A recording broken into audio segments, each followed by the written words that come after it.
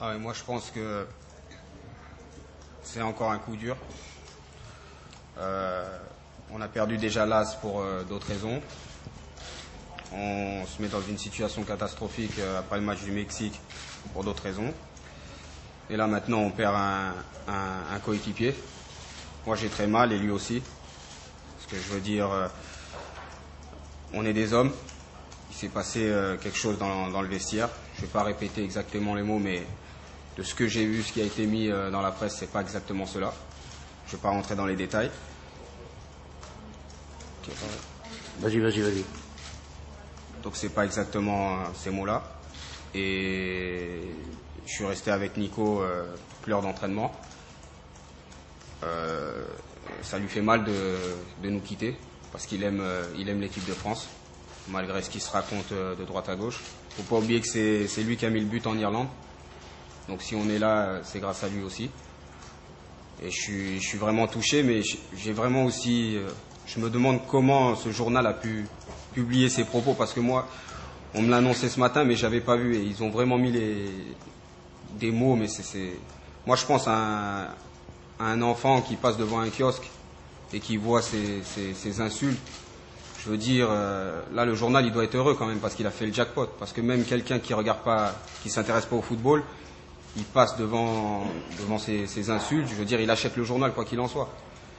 Et moi ça me fait, je suis vraiment très touché. Je suis vraiment très touché parce que après le match du Mexique, je m'attendais pas du tout à ce résultat. On était déjà dans un gros problème. Et là, on en rajoute. Et moi, j'ai vraiment cette impression, c'est que on oublie de parler football. À chaque fois que je suis en équipe de France, on parle toujours de ce qu'un tel a dit. Et je vous dis, le problème, c'est pas Anelka. Le problème de l'équipe de France, c'est pas Anelka. C'est le traître qui est parmi nous. Parce qu'il faut le dire. Comment cette chose a pu sortir dans la presse, puisqu'il n'y avait que nous, les joueurs et le staff. Moi, la question qu'il faut se poser, c'est ce traître qu'il faut éliminer du groupe. Anelka, c'est pas le problème de l'équipe de France. Vous avez une idée du nom de ce traître? Mais bien sûr. Mais je mets pas. Non. Attendez, les mots qui ont été dits. Je veux dire, la presse, elle fait pas son job en mettant les insultes. Dans n'importe quel pays, quand il y a des insultes, déjà ils mettent quelques petits points, mais ils mettent pas les insultes comme ça en entier. Ne me dites pas que la presse fait son boulot. C'est faire son boulot de mettre des insultes comme ça dans les journaux? Non, mais je vous demande.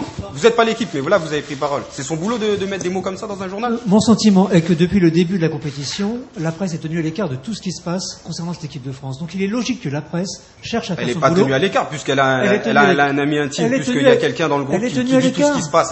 Mais elle n'est pas tenue à l'écart, puisqu'elle dit ce qui se passe dans le vestiaire à une mi-temps.